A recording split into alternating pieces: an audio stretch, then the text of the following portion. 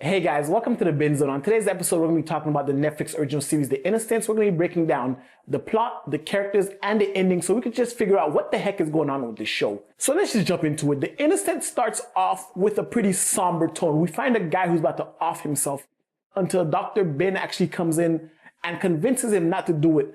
But then we find out that the guy transforms into a woman, and it's all confusing and none of it explained within the first few minutes, but that kind of sets up the overall feel of the show. We are introduced to the sci-fi aspect of it, the shifting. We're introduced to the very emotionally heavy tones that the show is going to have, but that intro pretty much sets up the entire tone of the show. Now we go from there to meeting our main character, June, who is under the care of her overprotective father, who actually drugs her every morning, and we come to find out that this father is so overprotective, John, her father is so overprotective that he even walks her all the way to her first class every morning. And June's about to turn 16, she's in high school. And we're introduced to June, we're introduced to Harry, who is her secret boyfriend, and they devise a plot to run away together. And this whole plan is set into motion by June, Harry, and June's brother, Ryan, who has agoraphobia, meaning that he's afraid to go outside. He has, it's a phobia where you're afraid to be outside, the germs and all that cause you to be a recluse and stay home. And he's also physically disabled. So that adds into the emotional weight of it all. And we find out that June's mother ran away. Harry's father is mentally not there. And he's kind of, the burden of Harry's father went from his mother to Harry. The mother takes zero care of the father, while Harry, who's a 16-year-old boy, has the entire responsibility of caring for his father. June has the overbearing father who doesn't allow her to do anything. So therefore, these two kids decide that the best course of action is to run away together. And when you see their upbringing, you can't really blame them for that decision because there's not much keeping them there besides each other. So they decide to get together and run off. And that's where the main crux of the story begins. It's once they run off together that we start to understand that June isn't normal. Once they get a car and they go off, June is approached by someone who wants to take her to her mother. But this guy, Steiner, comes on it the wrong way and tries to kidnap June. And they believe that they killed Steiner. Steiner, if you remember, is the same guy who tried to off himself in the beginning. And that was someone who shifted into Steiner. However, once they get rid of Steiner and they run off, they get to a motel, Harry and June. June feels guilty because they think they killed Steiner. So June goes back to check on him. So June leaves Harry sleeping to go off and check on Steiner because her conscience is eating away at her. Once Harry wakes up, it's the banging of the door and Steiner is at his door attacking him. Harry and Steiner get in a back and forth tussle and Steiner's trying to tell Harry that it's June, but if this big grizzly man comes at you and calling your girlfriend's name and saying they're your girlfriend, you're arguably not gonna believe them because dude, you tried to kidnap her earlier. Why would I trust you? It isn't until Harry sees June's reflection in the mirror and he's confused. The body belongs to this Steiner guy, this big, burly, bristly man, and the reflection is of his 16-year-old girlfriend. So Harry does the logical thing and takes off. He goes running, Steiner chases him, and I don't blame Harry in this scenario because if that happened to me, you tried to kidnap my girlfriend, now her reflection is you, but I still remember you as the person trying to come after me. I'm doing the smart thing and I'm hightailing it out of there too. It isn't until June or Juner convinces him to come back. And he has thoughts of, even though he listened to what happened and it doesn't make sense to him, he has thoughts of running away, but because of his love for June, he stays and June reverts back to her body. Now this is the first instance of June transforming. And we don't know what the cause of the transformation is. We don't know what is causing it. All we know is that emotional stress with her and Steiner caused her to shift into Steiner. However, even though she shifted to Steiner, Steiner's original body isn't dead. Steiner's eyes just roll, the original Steiner eyes just roll behind his head and is just flickering all about while she's in his body, almost as though she's possessing his mind and her body transforms to match his mind. Now, as the show progresses, June shifts to other people and it causes weird things because she also shifted into someone who tried to help them by the name of Lil. She shifted into Lil at the club and it was caught on tape and put on YouTube. But you know how YouTube comment section goes.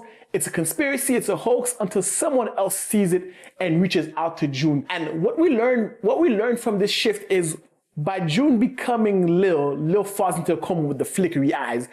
And then when June reverts, that's when Lil wakes up. June, thinking something's wrong with her, seeks medical attention and a nurse is helping her out.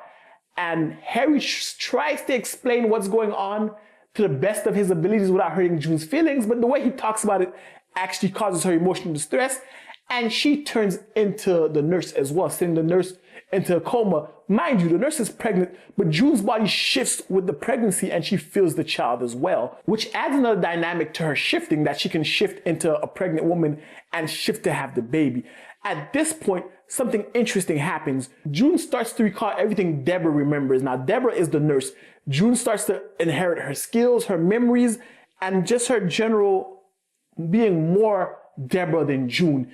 It isn't until Harry tries to snap June out of her mind melding or becoming of Deborah that we have a greater understanding of this. The more June shifts, the more of that person she becomes, as opposed to just physically transforming. She also becomes them, because a person is not just their physical features. Your memories, your experiences form who you are, and June gains all of that with her transformation.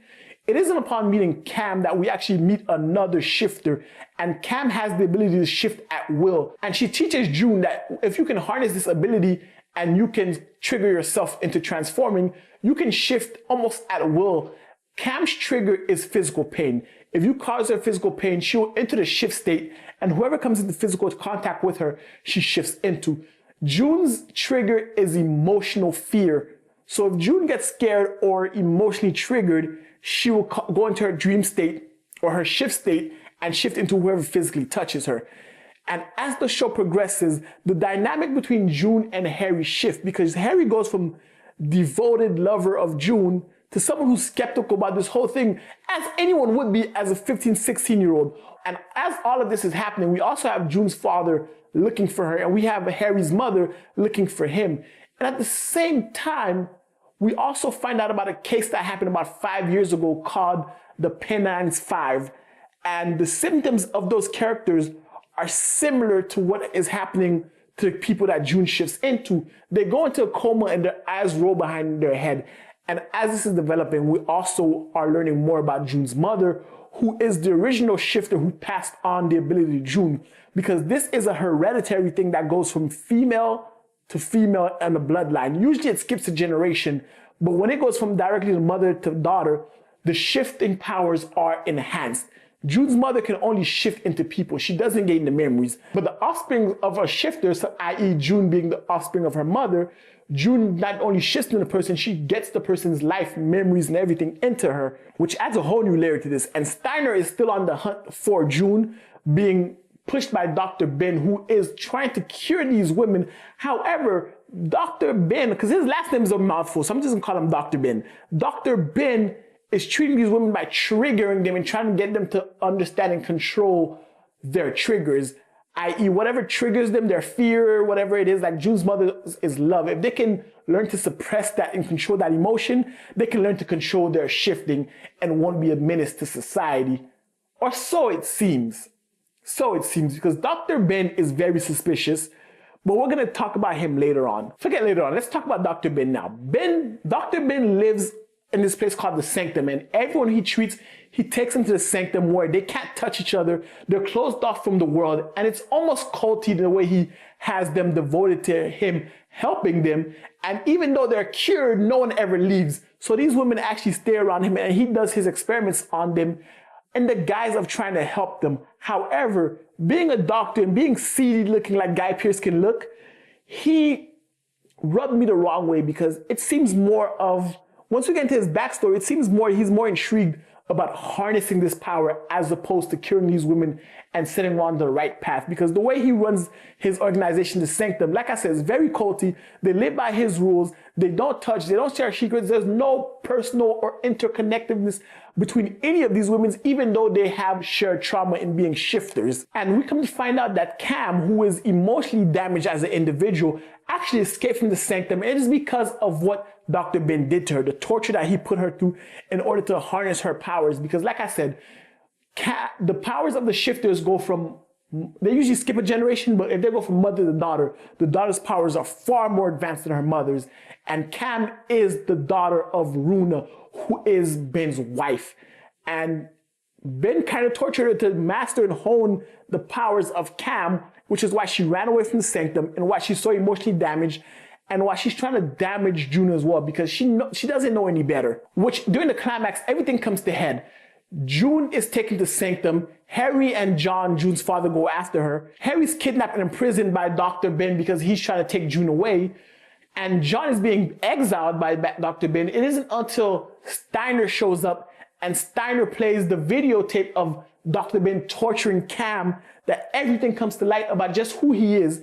And like the Weasley coward that he is, he takes June, runs off. He kills Sigrid, who is one of the members of this culty shifting thing, right? Who he actually cured. He kills her because he doesn't care about her. Her powers aren't as dynamic as June's powers.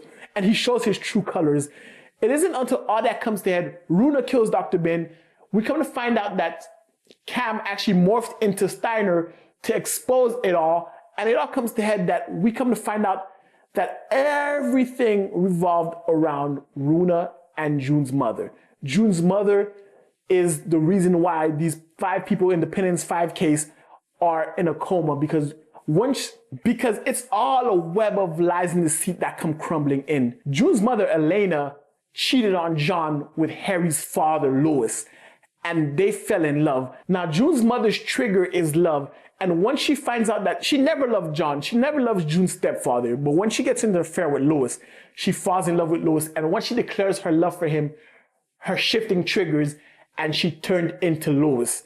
Now, their plan was to run away together, but once she shifted into him, he goes into a coma, and she's still feeling deep love and regret for what she did to Louis, and she's still in the shift state, and she shifts from Louis to someone else. And every person who touches Elena along the way, she shifts into. And when she finally snaps out of it, everyone is sent to coma permanently and their mind are gone.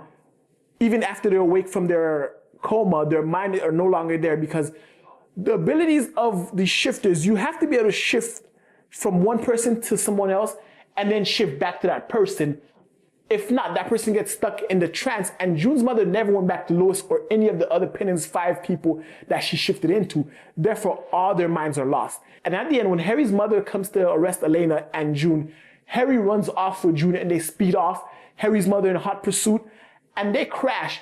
And June is stabbed and fatally wounded. However, because of the ability of shifting, she can shift her body into Harry and she would be healed. So Harry convinces her to shift into him, even though that's something she never wanted. But in order to save her life, she has to metaphysically shift her body to become Harry and heal herself. However, when she does this and mid-shift, Harry's mother comes and touches June, causing June to shift directly from Harry to Harry's mother. And now both Harry and his mother are in a comatose state. And when June shifts back into her normal self, Harry is still comatose while Harry's mother's getting up. So the same thing that Elena, June's mother, did to the Penance 5, June just stripped Harry of his mind. And it might be even worse because of just how immersive her powers are compared to her mother's. So overall, the ending of The Innocents is pretty much similar to the beginning. June's love for Harry, just like June's mother Elena's love for Louis, causes them to shift into that person, shift into somebody else, and leave their loved ones' minds comatose. Dr. Ben's true plot is revealed. Cam leaves her mother behind, and the whole sanctum crumbles. Overall, The Innocents left me at the edge of my seat because of just how emotionally jarring the show is, and just how the sci-fi part of it is an important part, but the actual shifting abilities and the reason behind it is fascinating. These women have emotional triggers, physical triggers, in their fight or flight reactions. Instead of having the adrenaline cause them to fight or run, it does a different sort of flight where they actually turn into whatever is near them as a defense mechanism. So if you're afraid of someone, a predator per se, and the predator touches you as the prey, you will shift into that predator, turning you into the predator and keeping the predator in a comatose state, which is fascinating. And I can't wait for season 2 to see where this show goes from here, because this show just can't end with June leaving Harry in a comatose state, because there's so much more we don't know about the shifters.